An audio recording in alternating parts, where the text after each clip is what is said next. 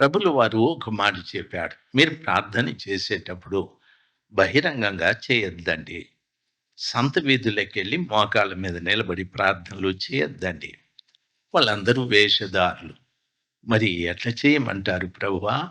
అని అడిగితే, నీవు నీ గదిలోకి వెళ్ళి తలుపు వేసుకో. రహస్యమందు చూచు నీ తండ్రికి నీవు ప్రార్థన చేయి. రహస్యమందు చూచే నీ తండ్రి నీకు ప్రతిఫలమిస్తాడు అన్నాడు. తలుపేసుకొని ప్రార్థన చేసుకోమంటే బాగుంది. దేవుడు నిన్ను చూసి ప్రతిఫలం ఇస్తాడంటే బాగుంది. రహస్యము, రహస్యము అని అన్నాడు. నీవింట్లోకెళ్ళి, గదిలోకెళ్ళి తలుపేసుకొని రహస్యంగా ప్రార్థన చేయి. రహస్యమందు చూచు నీ తండ్రి నీకు ప్రతిఫలమిస్తాడు అన్నాడు. రహస్యమని ఎందుకన్నాడంటే, నువ్వు ఒంటరిగా తలుపేసుకొని ప్రార్థన చేస్తే నీలో ఉన్న పాప జీవితం అంతా కూడా ఆ గొప్ప దేవునికి చెప్పుకుంటావు.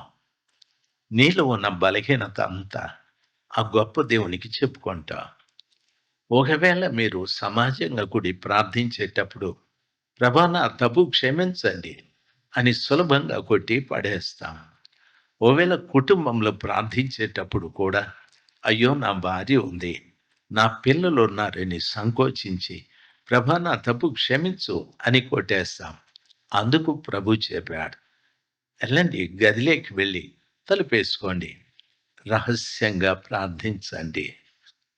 నీలో ఉన్న తప్పితమేదో, నీలో ఉన్న లోపము, నీలో ఉన్న బలహీనత ఏదో అన్నీ అక్కడ చెప్పండి. ప్రభువు కూడా రహస్యమందు చూచు నీ తండ్రి అంటాడు. ఆయన చూసేటప్పుడు ఏ కనెక్షన్‌తో నిన్ను చూస్తాడంటే తండ్రిలాగా చూస్తాడు. రెండవది ఎట్లా చూస్తాడంటే రహస్యంగా చూస్తాడు. దానర్థం దేవుని పరివారం చాలా గొప్పది. దేవునితో పాటు గాబ్రియేలు వస్తాడు. మీకాయేలు వస్తాడు.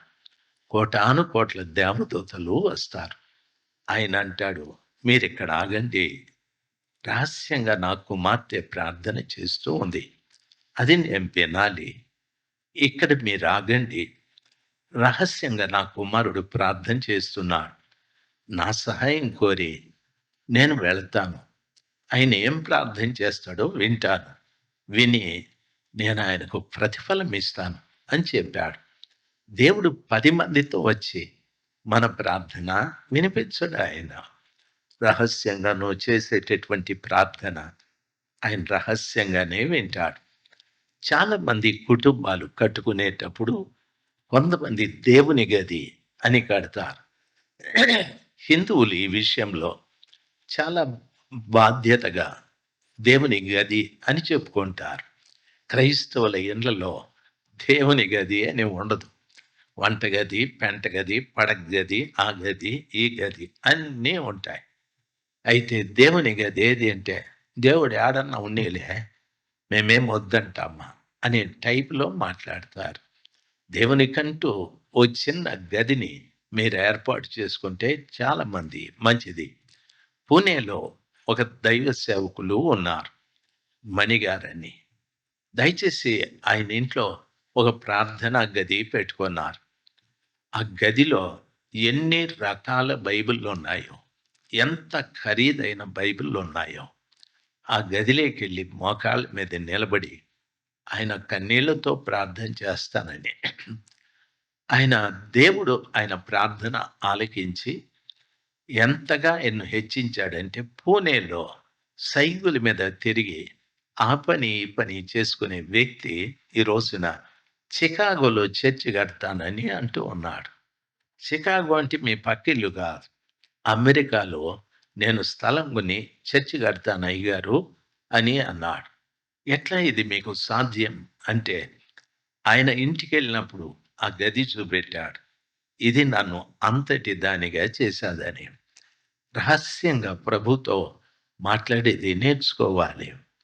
నీ నీ ఇంటి వారు ఎవరు ఏది వినరు.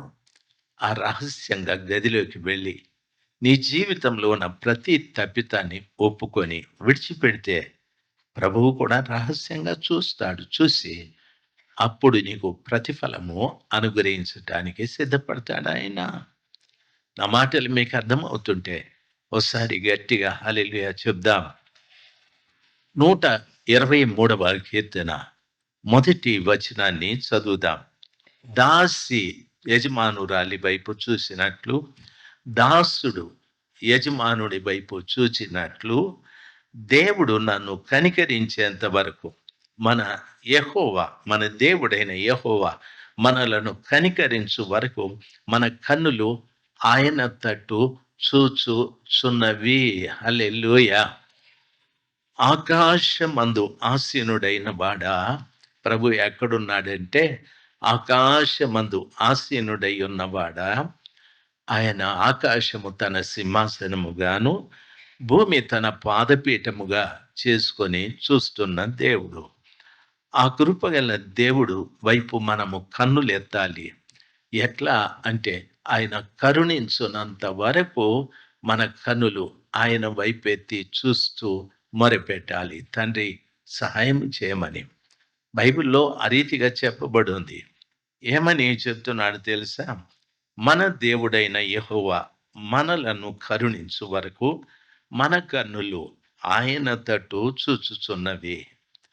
మన దేవుడైన యెహోవా మనలను కరుణించునంత వరకు మన కన్నులు ఆయన తట్టు చూచుచున్నవి. కన్నుల్ని ఒకసారి మీరు చూడండి. మీ కన్నుల్ని మీరొకసారి చూసుకోండి.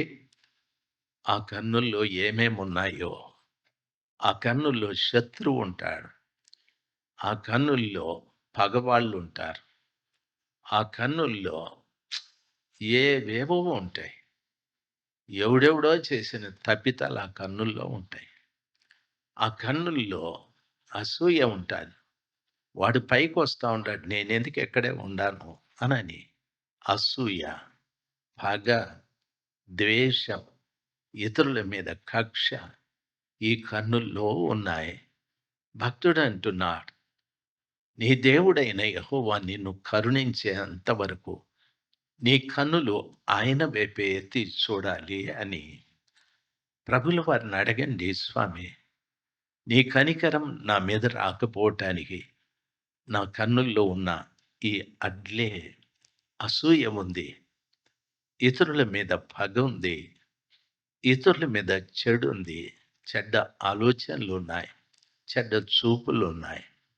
ఇవన్నీ నా కన్నుల్లో నుండి ప్రక్కకు పోవాలని. అవన్నీ కన్నుల్లో నుండి రాలిపోతే అప్పుడు దేవుడు నీకు స్పష్టంగా కనిపించడం ప్రారంభిస్తాడు. ఈ పనికిరానివన్నీ మన కళ్ళలో ఉంటే దేవుడు ఉన్నాడు, నాకు కనిపించడు. దేవుడు ఉన్నాడు, నీకు కనిపించడు. నా కన్నులకు ప్రభువు కనిపించాలంటే ఎవరి మీద ద్వేషమో, ఎవరి మీద పగో, ఎవరి మీద అసూయో, ఎవరిని గూర్చి చెడుగా చూస్తున్నానో అవన్నీ కన్నుల్లో నుండి రాలిపోవాలి. అపోస్తలుడైన పౌలు ఆయన సౌలుగా దమస్కుకు వెళ్తూ ఉండేటప్పుడు దారిలో అతనికి దేవుడు దర్శనమిచ్చాడు. ఆయన కళ్ళు పోయాయి. ఆ దమస్కులో తిన్ననిది అనబడిన ఒక వీధిలో ఒక ఇంట కూడి ప్రార్థిస్తూ ఉన్నాడు. 3 రోజులు ఉపవాసం ఉన్నాడు. ఆ పట్టణంలో ఒక ప్రవక్త అననీయ దేవుడు అతనితో మాట్లాడి వెళ్ళి, ఆ పౌలుకి ప్రార్థన చేయి, ఆయనకు బాప్తిస్మం ఇవ్వు అని చెప్పాడు. ఆయన వెళ్ళి, సౌలా సహోదరుడా, లేచి బాప్తిస్మం తీసుకొని నీ పాపాలు ఒప్పుకో, ప్రభు నిన్ను క్షమిస్తాడు అని చెప్పి ఆయన తల మీద చేతులుంచి ప్రార్థించగా ఆయన కన్నులలో నుండి పొరల వంటివి రాలిపోయాడని వాక్యం సెలవిస్తాది. మన ముందు దేవుడు ఉన్నాడు. నీ ముందు ప్రభువు ఉన్నాడు. ఆయన ఎవరో కాదు, యెహోవా. భూమి ఆకాశములను సృజించిన గొప్ప దేవుడు ఆయన. ఆయన మనల్ని కనికరించేవాడు. ఆయన మనల్ని కరుణించేవాడు. దయ చూపెట్టే దేవుడు. ఆయన మనకు సహాయం చేసే దేవుడు. ఆయన నా కళ్ళకు కనిపించకుండా నా కళ్ళలో ఉన్న చెడు అడ్డుకుంటూ ఉంది. ఆ చెడు పోవటానికి సౌలు చేసిన పని ఉపవాసముండి ప్రార్థించాడు. నీవు కూడా అటువంటి చెడు నీ కళ్ళల్లో నుండి పోవటానికి ఉపవసించు, ప్రార్థన చేయి. అవి రాలిపోతే అప్పుడు నీ కళ్ళు ప్రభుని స్పష్టంగా చూడగలవు. ఎప్పుడు ప్రభుని ఒక వ్యక్తి చూస్తాడో బైబిల్ సెలవిస్తాది, యెహోవా వానిని కరుణించునని. ఎప్పుడు ప్రభుని మన కళ్ళు చూస్తాయో, ఏ కళ్ళు ప్రభుని చూశాయో వానిని ప్రభు కరుణిస్తాడు. వాని ప్రభు కనికరిస్తాడు, కరుణిస్తాడు. ప్రభు కనికరిస్తే దేవుడు నిన్ను వృద్ధి చేస్తాడు. సౌలుని పౌలుగా మార్చి అనేక దేశాలకు సువార్త ప్రకటించేవానిగా చేశాడు. ప్రభువు కొరకు చనిపోవటానికి కూడా సిద్ధమయ్యే ఒక వ్యక్తిగా ఆయన్ను సిద్ధపరిచాడు. ప్రభువు కనికరిస్తే ప్రభువు కొరకు నువ్వు ఉపయోగపడ్డమే కాదు, ప్రపంచానికి ఉపయోగపడే వ్యక్తిగా దేవుడు నిన్ను చేస్తాడు. అందుకని భక్తుడు అంటున్నాడు, నేను ఆకాశమందు ఆసీనుడై ఉన్నవాణ్ణి. నేను చూస్తూ ఉన్నా, నీ తట్టు నా కన్నులెత్తుచున్నా. ఎలాగో చూస్తున్నానంటే, ఒక యజమాని రాలి చేతి వైపు దాసి చూసినట్లు, ఒక యజమానుని చేతి వైపు దాసుడు చూచినట్లుగా చూస్తున్నా. దాసుడు ఎందుకు యజమాని చేతులు చూస్తాడంటే, నాకేమైనా ఇస్తాడేమో, ఆయన చేతుల నుండి నాకేమైనా ఇస్తాడేమో అని ఎదురు చూస్తాడు. నేను అట్లే చూస్తున్నా, యెహోవా నన్ను కరుణించాడని. దేవుని పిల్లలు గమనించాల్సింది, నీ కన్నులలో ఉన్న పొరలు రాలిపోవాలి. మొదట ఆ పని మనం చేయాలి. దేవుడు అనంత దూరంలో ఉన్నవాడు కాదు, నీ సమీపాన్నే ఉన్నాడు. ఆయన్ని నువ్వు చూడలేకపోతున్నావు, ఆయన్ను నువ్వు వినలేకపోతున్నావు, ఆయన్ను నీవు అనుభవించలేకపోతున్నావు. కారణం కళ్ళలో ఉన్న పొరలే. దయచేసి గమనించాలి. ఒక ఆయన నాతో మాట్లాడుతూ, మీకు డాక్టర్ గారు తెలుసు కదా, కంటి డాక్టర్ గారని. అవును అని అన్నా.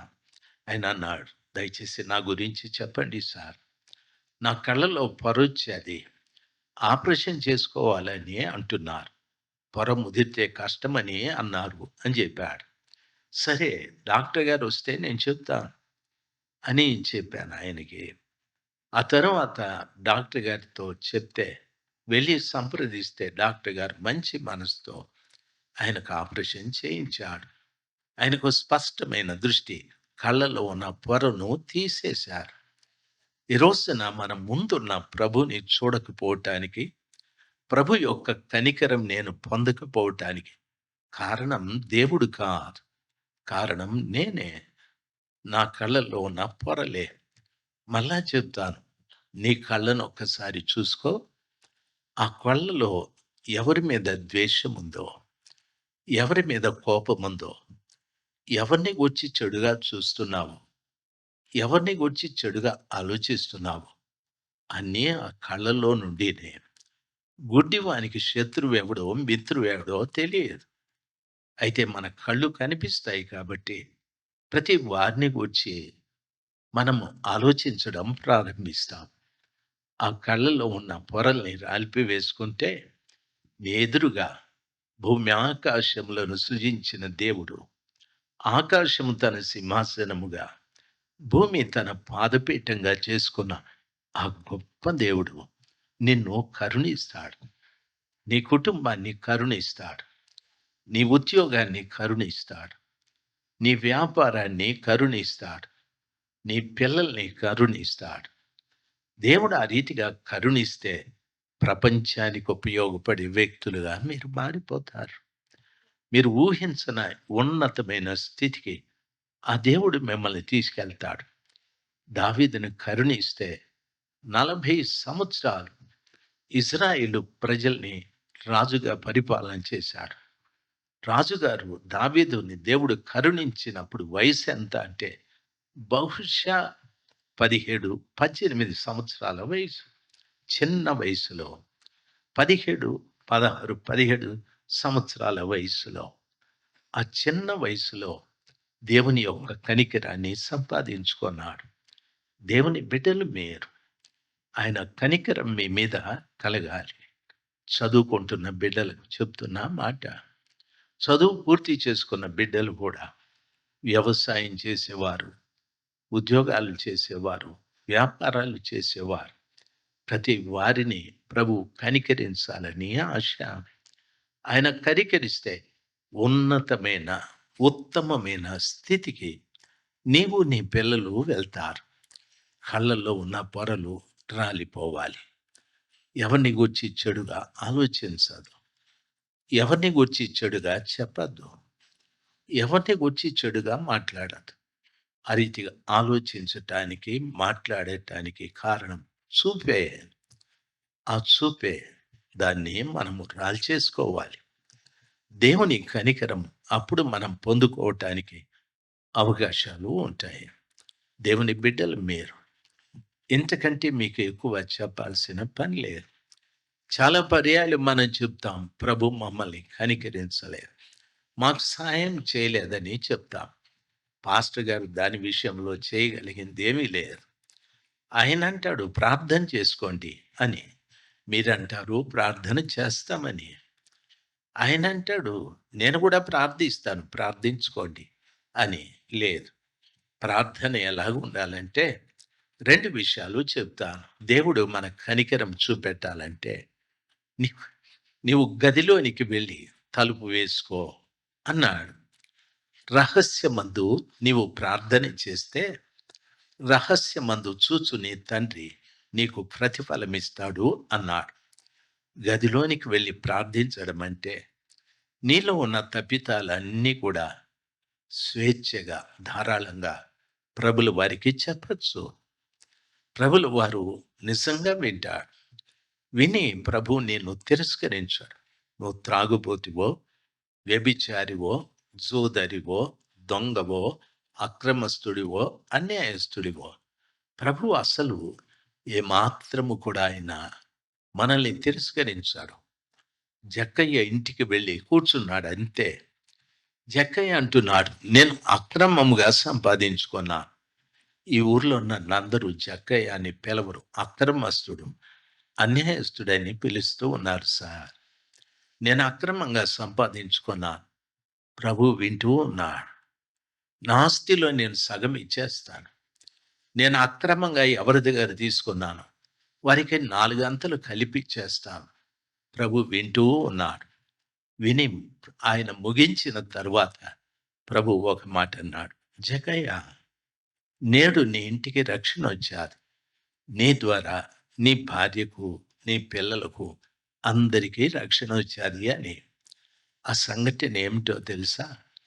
నీవు కూడా గదిలోకి వెళ్ళి తలుపేసుకొని జక్కయ్య చెప్పినట్లుగా నేను అక్రమస్తుని, నేను అన్యాయస్తుని, నేను మోసం చేసేవాడిని, నేను ఏ తప్పితం చేస్తున్నామో అది మనస్ఫూర్తిగా ప్రభు పాదాల చెంత చెప్పి కన్నీరు కారిస్తే రహస్యమందు చూచు తండ్రి జాగ్రత్తగా విని ఆయన నీకు ప్రతిఫలం ఇస్తానని చెప్తున్నాడు. ప్రతిఫలం ఇస్తానని చెప్తున్నాడు. దయచేసి గమనించాలి. నువ్వు ఎవరికో ఏదో ఇస్తే ప్రతిఫలం వస్తుంది. ప్రార్థిస్తే కూడా ప్రతిఫలం వస్తుంది. దేవుడు అంత గొప్ప దేవుడు. ఈ ప్రార్థన ప్రతి వారు చేయడం నేర్చుకోవాలి. రెండవది ఆయన అంటున్నాడు నేను కొండల తట్టు కన్నులు ఎత్తుచున్నాను. ఆయన ఆకాశమందు ఆసీనుడై ఉన్నవాడు. యజమానుని వైపు, చేతుల వైపు దాసుడు చూచినట్టు, యజమానురాలి చేతుల వైపు దాసి చూసినట్లు నీ తట్టు నేను ఆశతో కనిపెట్టి చూస్తున్నాను. నన్ను కనికరించు. దేవుని పిల్లలు మన కళ్ళలో ఉన్న చెడుని మనం తొలగించుకుంటే, నా కళ్ళలో ఉన్న చెడు నేను తొలగించుకుంటే, నీవు తొలగించుకుంటే దేవుడు దూరంలో లేడు, నీ దగ్గరే ఉన్నాడు. దేవుడు దూరంలో లేడు, నీ దగ్గరే.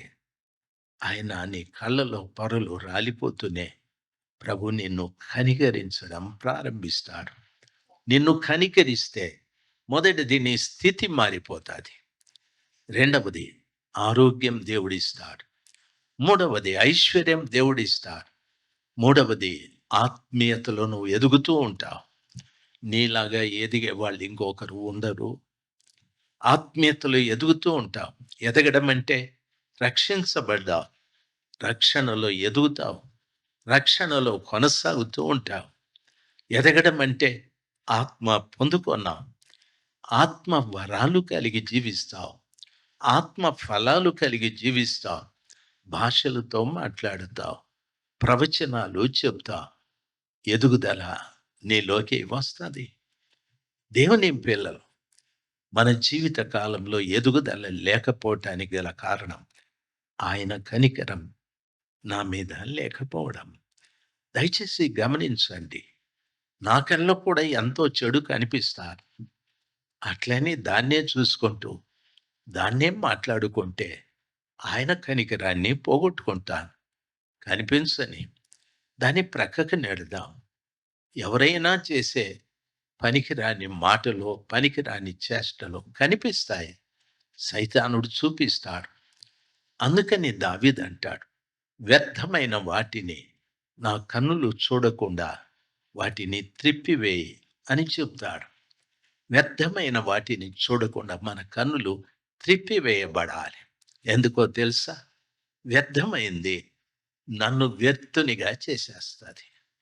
వ్యర్థమైంది చూస్తే, వ్యర్థమైంది ఆలోచన చేస్తే, వ్యర్థమైంది మాట్లాడితే నన్ను వ్యర్థునిగా చేసేస్తుంది. దేవుని ఎదుట ఎందుకు పనికిరాని వ్యక్తిగా నన్ను చేస్తుంది. కాబట్టి వ్యర్థమైన వాటిని ప్రక్కకు నెట్టి సర్వోన్నతుడైన దేవుని వైపు చూద్దాం. ఆ వ్యర్థతనంతా తొలగించుకుందాం. మహోన్నతుడైన దేవుని వైపు చూస్తే ఆయన జాగ్రత్తగా నీ కళ్ళను పరీక్ష చేసి, ఇప్పుడు కళ్ళు శుభ్రంగా ఉన్నాయి కాబట్టి నేను నిన్ను కరుణిస్తాను. ఏ విషయంలో కరుణించాలి కుమారుడా? ఆర్థికంగానా, ఆరోగ్యపరంగానా, ఆత్మీయంగానా? దేంట్లో కరుణించాలి? ప్రభా, అన్నింటిలో కరుణించండి. ఓకే, అన్నిట్లో కరుణిస్తాడు.